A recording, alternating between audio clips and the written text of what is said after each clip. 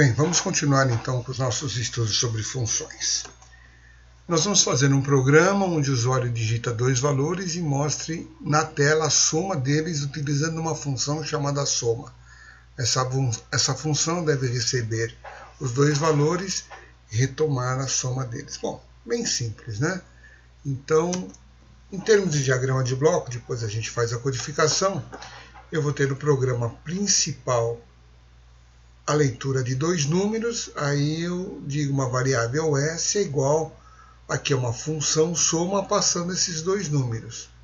A função soma vai fazer a soma, vai devolver o resultado e eu armazeno o resultado aqui em S, mostro S e encerra. E como é que a função soma? Ela recebe dois valores,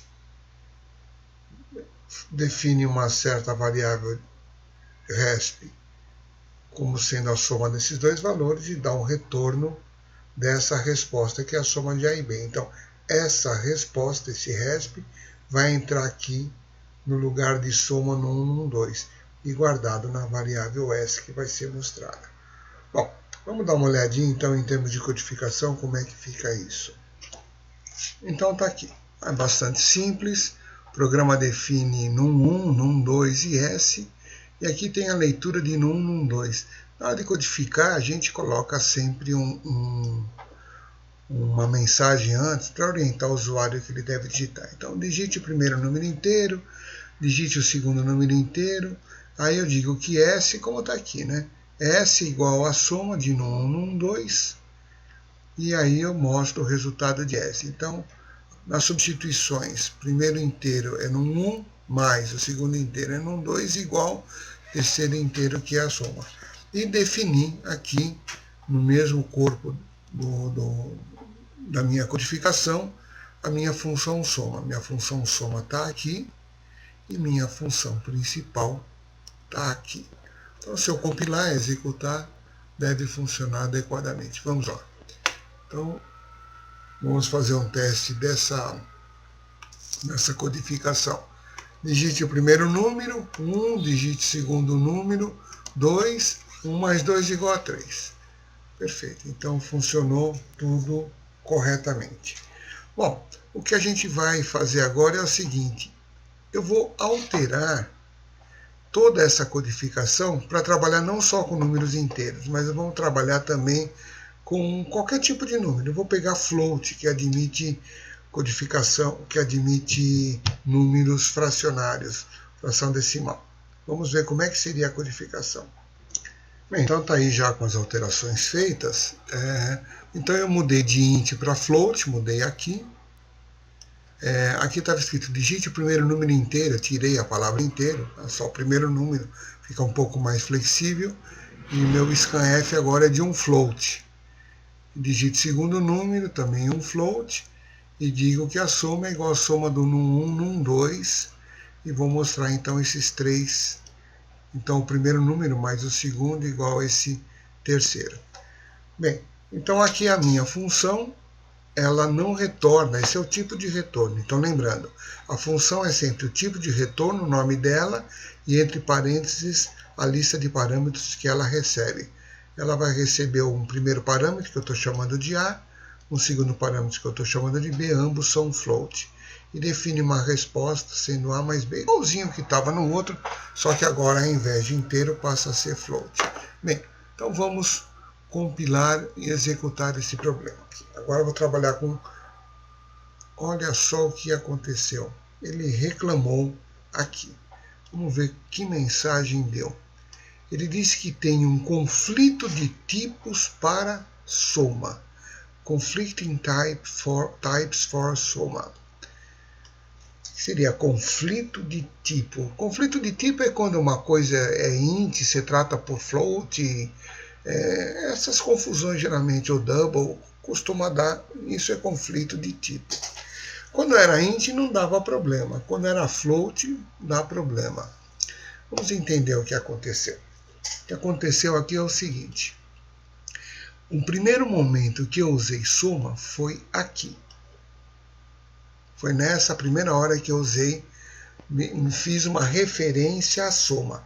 E soma é uma função que está definida logo em seguida. Tá? Bom, na hora que eu defini a soma, como ela ainda não tinha sido definida, o compilador da linguagem C entende que então soma é um inteiro. De onde que ele tira isso? Ele não tira, ele inventa. Primeiro uso de uma função nunca mencionada, nunca codificada antes, ele fala que é inteiro. Aqui fala que é inteiro e aqui eu estou dizendo que é float. Então, este é o conflito. Porque aqui é o primeiro uso e quando era int, não dava problema, porque primeiro uso de soma era um int e aqui realmente eu tinha definido como um int. Agora aqui ele está achando que é um int, porque ela não foi definida antes, e aqui eu digo que ela é um float. Então qual é o lugar certo para eu definir uma função?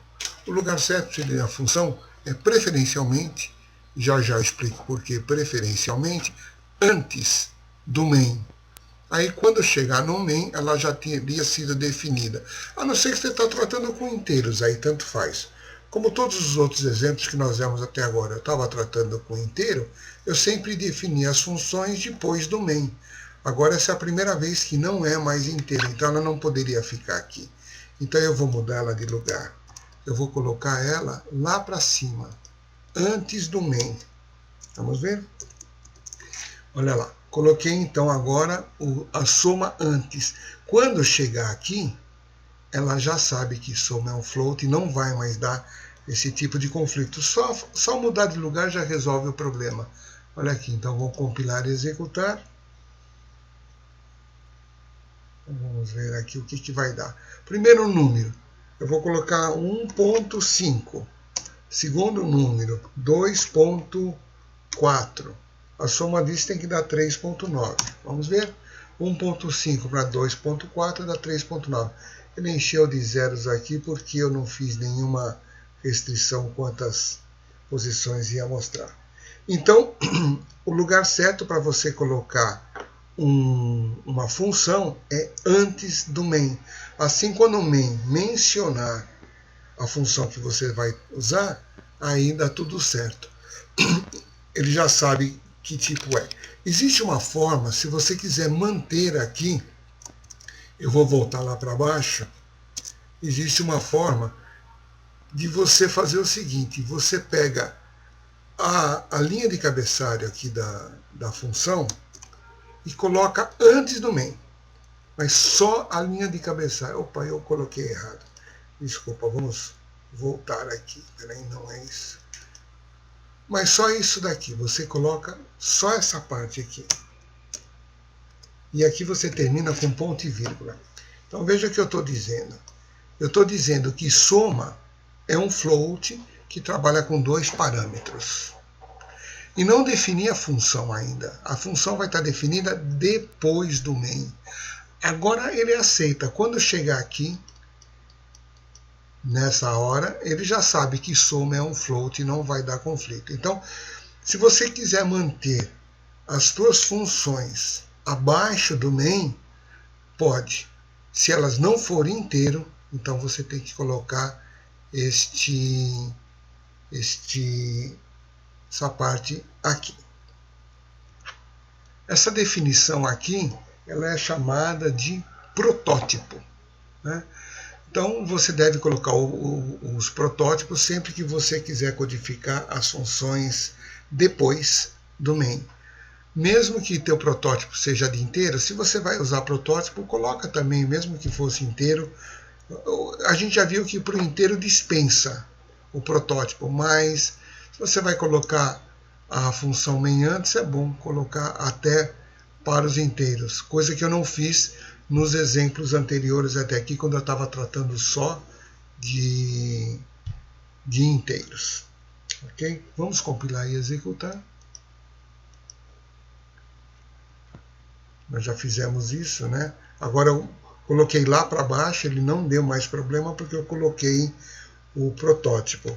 Então 1.6 com 3.7 dá 5.3. Ok, então parece que a coisa funciona bem. Então coloquei o protótipo antes, aí eu pude manter a função depois do main.